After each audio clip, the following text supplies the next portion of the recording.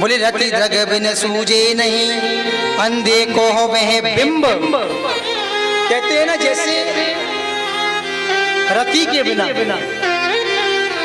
यदि कोई कामी पुरुष हो, अंधे दो प्रकार के होते हैं महाराज, एक आंखों से अंधा, एक कामांध। उसको क्या बोलते हैं? कामी को कामांध, उसके पीछे भी अंध आता है।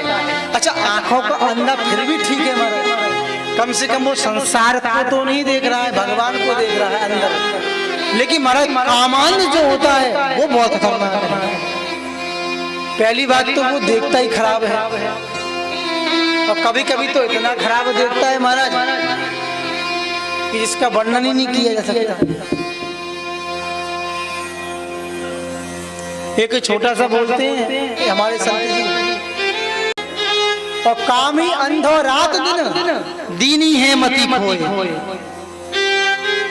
बोले कामी तो दिन भर रात भर अंधा ही रहता है, उसे उसका लक्ष्य केवल कामांध।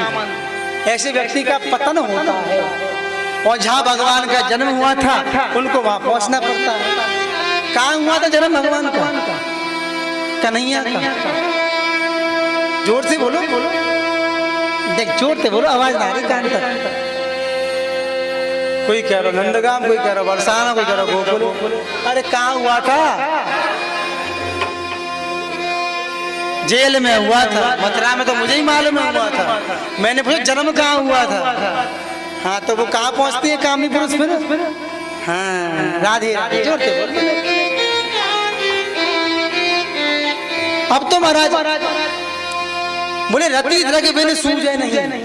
यदि वो कामांध अपनी वासना पूरी नहीं कर लेगा तो उसे मार्ग सूझेगा नहीं महाराज जब तक।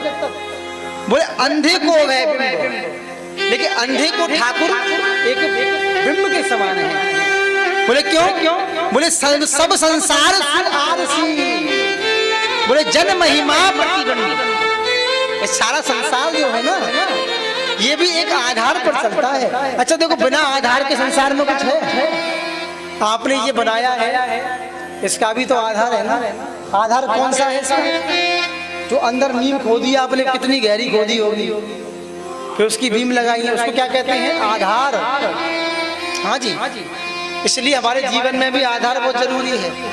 हर चीज का आधार होना आवश्यक है।